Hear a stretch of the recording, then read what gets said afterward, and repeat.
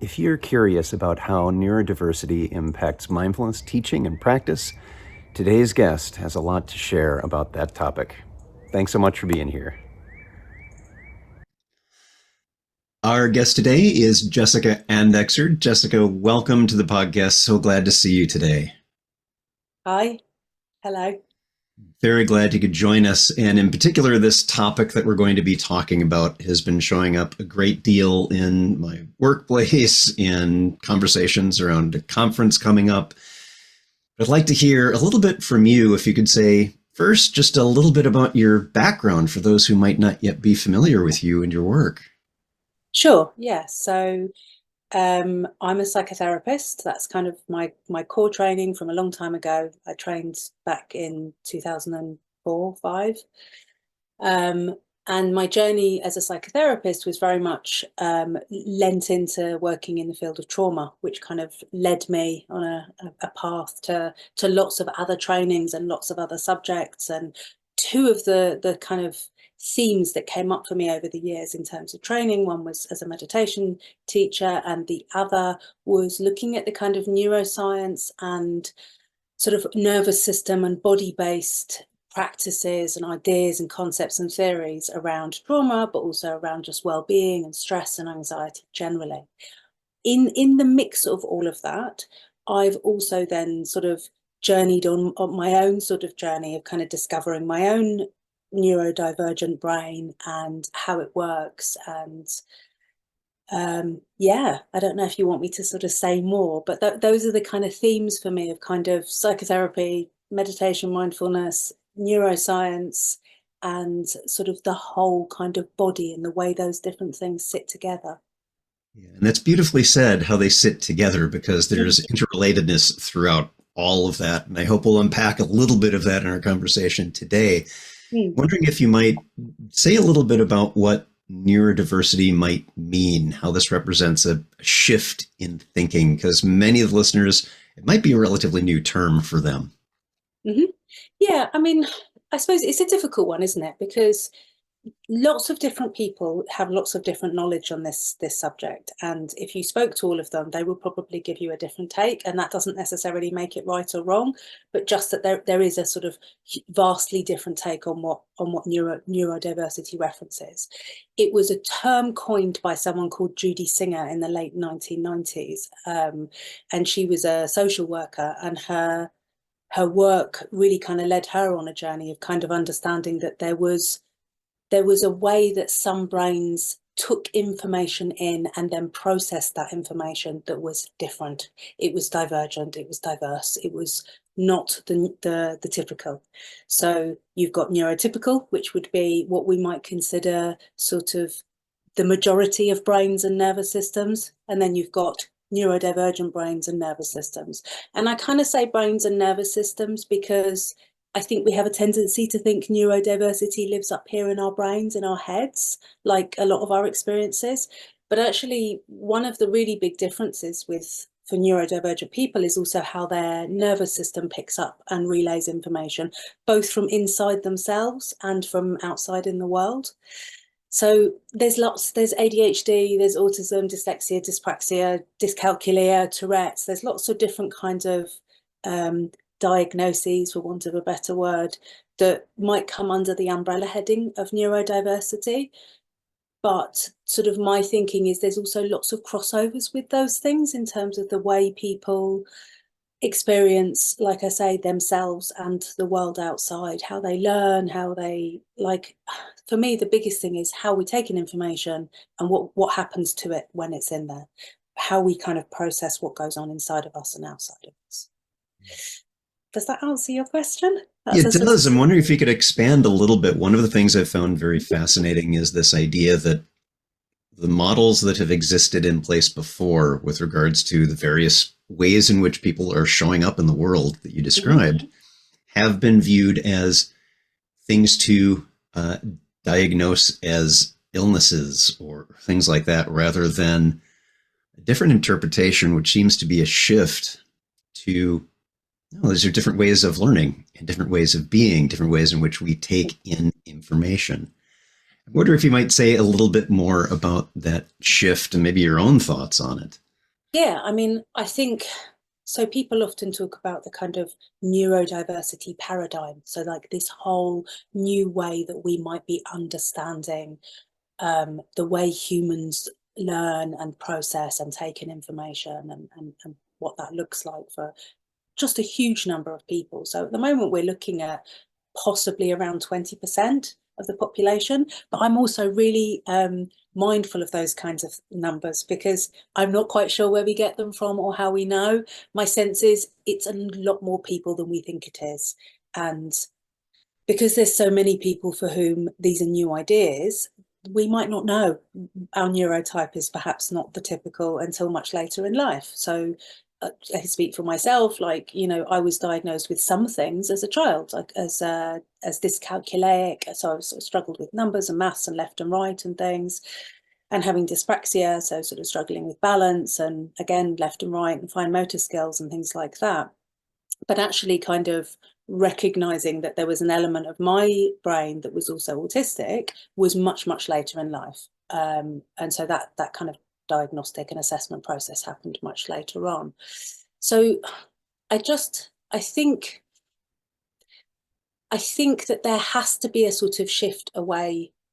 This would again be my opinion or my perspective, from a kind of perhaps a pathologized medical perspective of, I would say, disability generally, but definitely of neurodiversity. So of all difference as we might perceive it. And I think people then lean very quickly into this sort of idea of it's all great, it's all positive, it's all superpowers, it's all the sort of social model, it's all external and not internal. It's all, if things out in the world were ideal and different, then my life would be ideal and okay for me.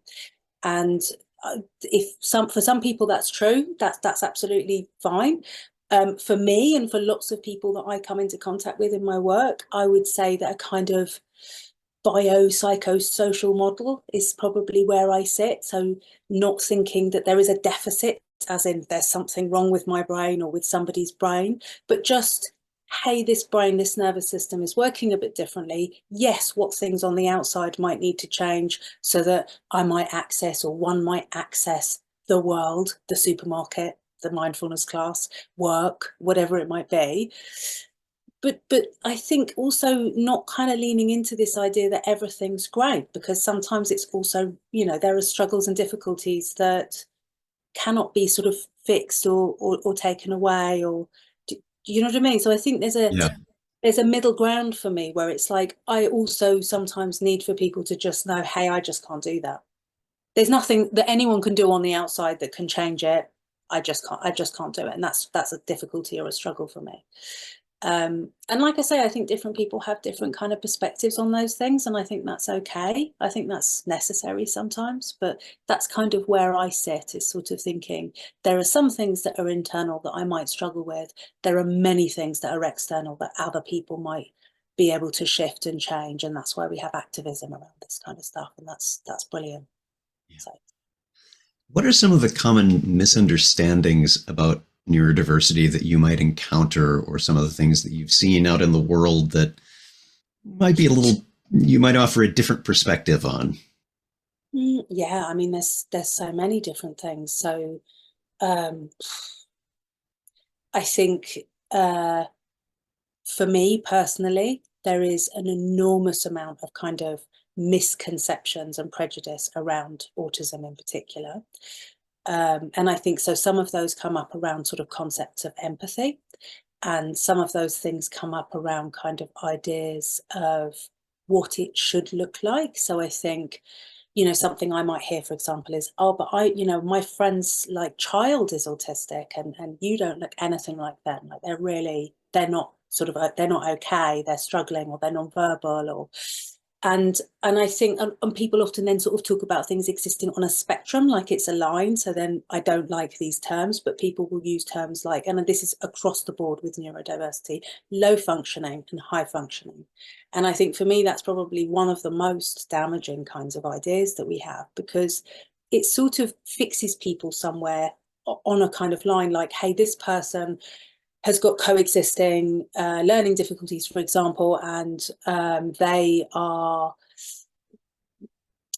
they are low functioning. And I don't like any of those terms that I've just used, just to kind of say that, but that's what you might hear some people sort of say. And then they'll sort of say, oh, up the other end of the spectrum is someone like myself, for example, who manages to work, albeit very part-time, and I'm here talking to you and being verbal and able to communicate my ideas and put things across in a way that I hope makes sense.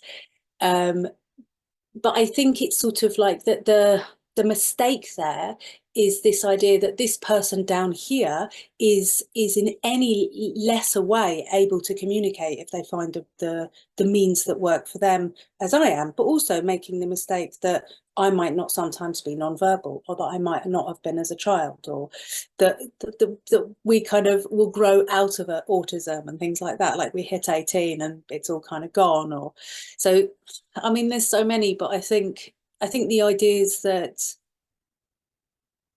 there is that I think the deficit model, and the reason why people pull away so much from the deficit-based model, is because it feels like the world is saying there is something very fundamentally wrong with you, but also that the people out in the world, without having a lot of knowledge, are going, but this is what I think it looks like. I think it looks like Rain Man. I think it looks like Sam from Atypical. I think this is what ADHD looks like. I think, do you know what I mean? It's sort of, but hey, you can read and write. Are you sure you're dyslexic? It's like, or I haven't seen you tick or say anything inappropriate. Are you sure you've got Tourette's? It's like, these are things that people I come into contact with will hear all the time. There is a very fixed and rigid idea of what a person with any of these neurotypes might look like. And I think that really limits our capacity as well as individuals to sort of think, hey, that might be me. You know, if we don't hear a kind of wider, more real kind of an well-informed perspective of what these things might look like, feel like from the inside as well, not just look like from the outside, it really limits how many people might go, hey, I think, do you know what? I think that dyslexia thing sounds really like something I might be dealing with. Maybe I'll go and work out whether there are different ways I might, you know, manage reading and taking in information that's written. And do you know what I mean? So it's like, it feels like such a shame. I could speak at length on that subject, but those are just a few things, I think, or a few areas where I think, you know, there is a lot of movement that can happen.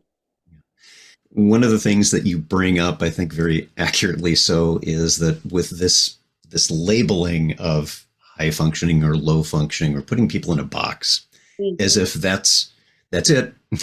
There is no change, and this one interpretation that was made at one point in time, that's it for life. It's like, well, no, it's more complex than that.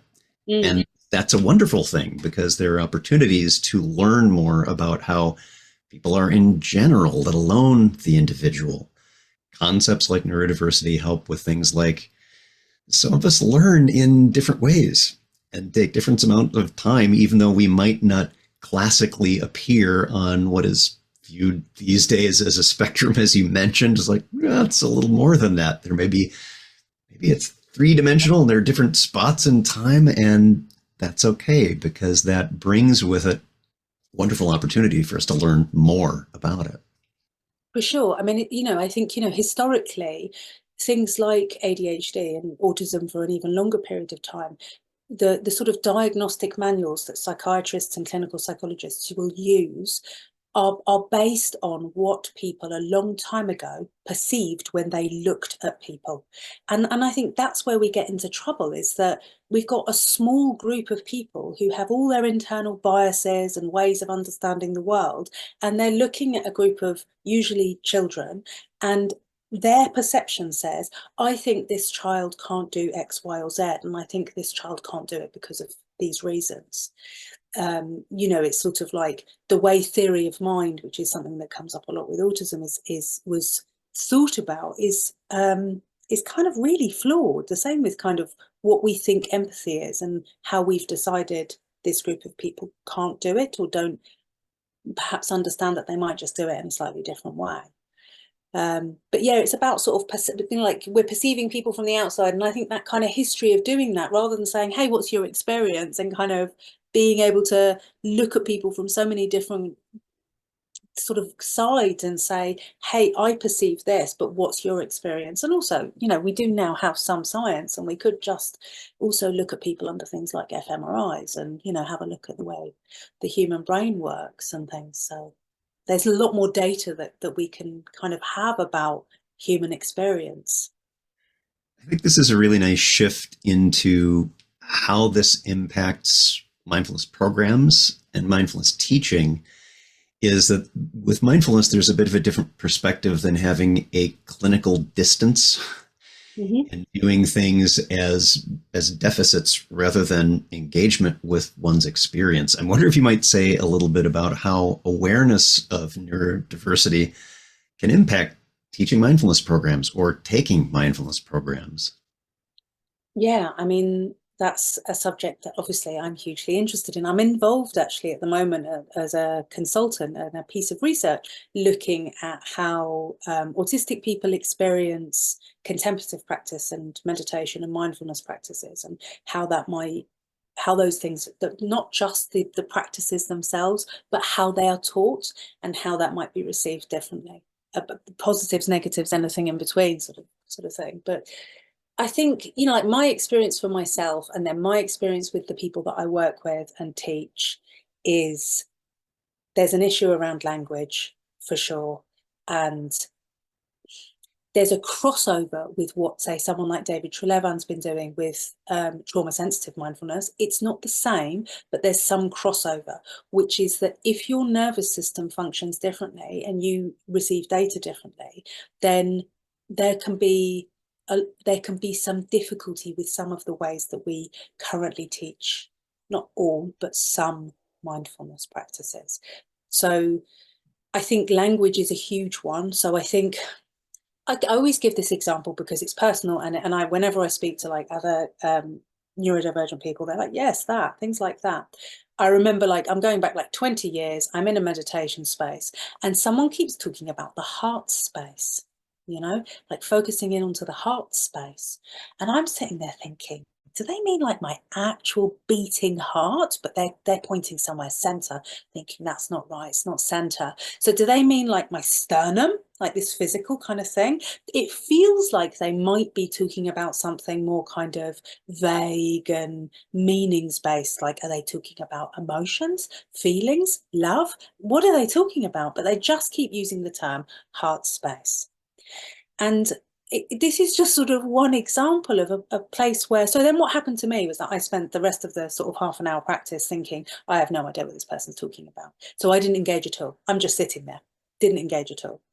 And it's sort of, that's a real problem if we're using language that perhaps isn't very clear, or we haven't perhaps developed the skill yet of kind of saying heart space, but also saying, hey, any way that you connect with, you know, your emotions, or if you're wanting to sort of get people in touch with this part of the body, just say upper chest area. Do you know what I mean?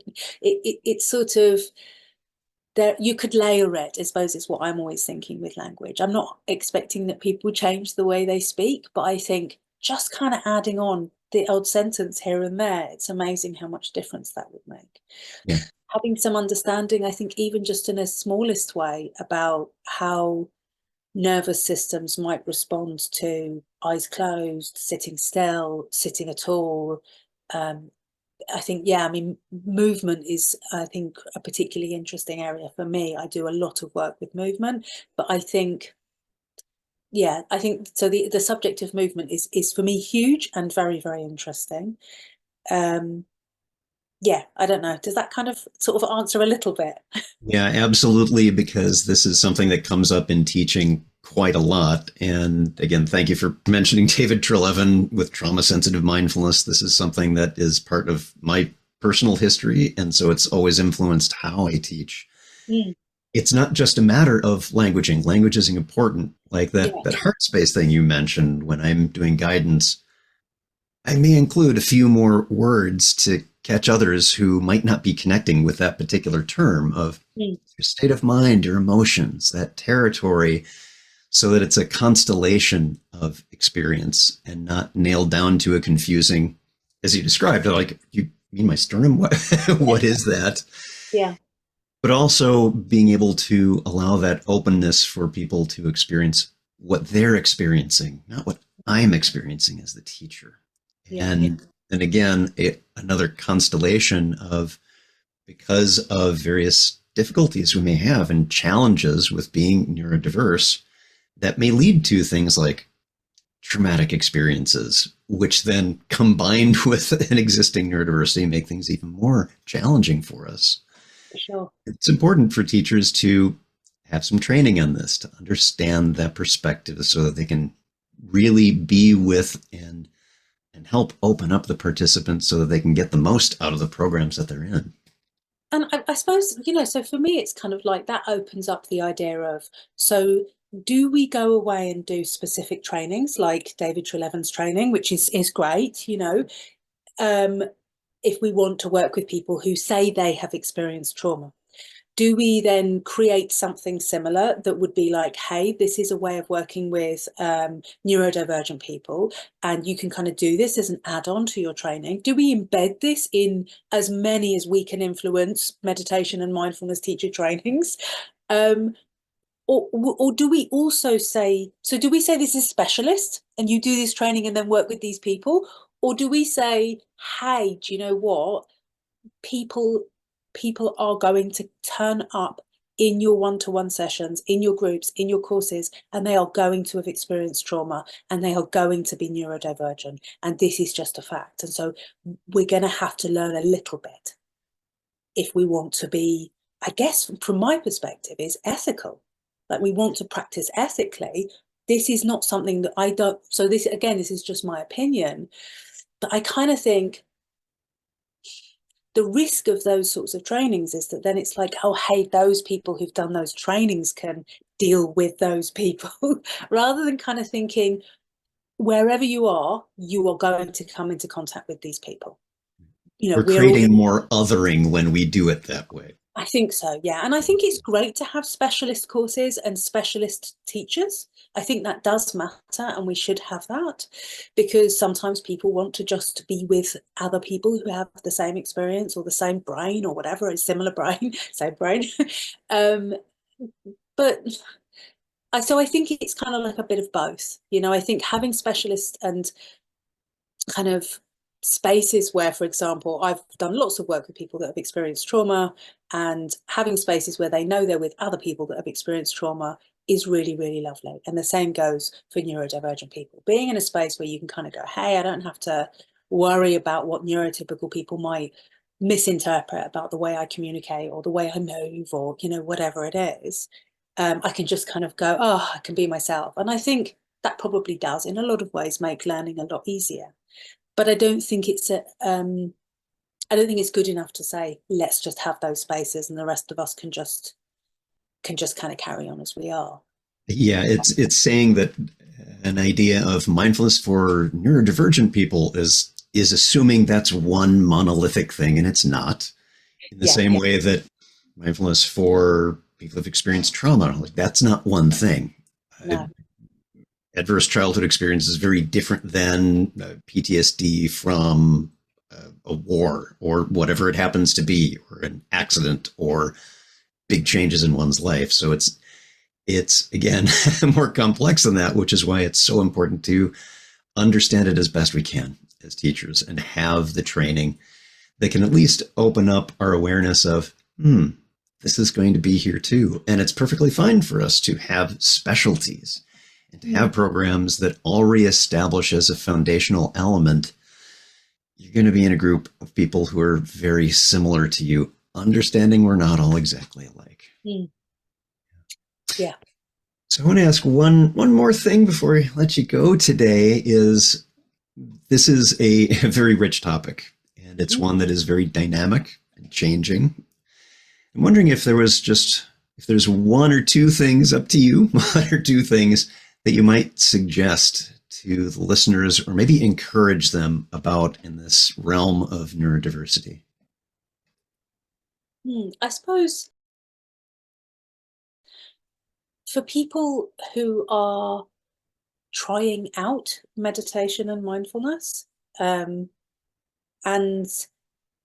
experiencing differences to the way other people in, say, groups or classes or books or anything seem to describe things, like not being able to locate any sensations inside your body, or being completely overwhelmed by sensations inside your body, or anything at all that seems to be really varied compared to the other people in your group, your class, the book you're reading. Just consider that there might just be something a little bit different going on. And I'm not saying like that means, that there's, neurodivergence present, but that's okay. And it's okay to do things a bit differently. As you don't have to then sit completely still if moving a little bit helps. It's okay. Those rules are guidelines. That's something that I constantly have to remind myself.